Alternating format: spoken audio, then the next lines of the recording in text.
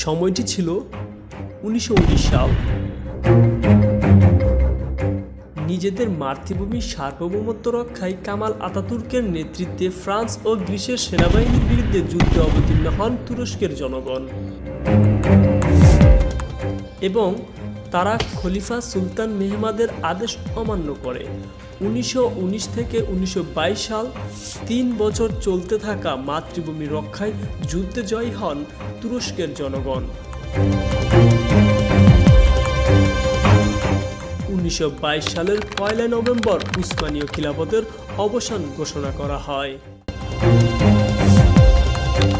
তারপর 1923 সালের 29 October Mustafa Kamal আতাতুর্ককে president হিসেবে নিযুক্ত করেন তুরস্ক।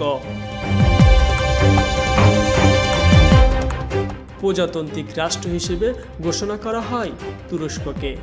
জন্ম হয় আধুনিক তুরস্কের।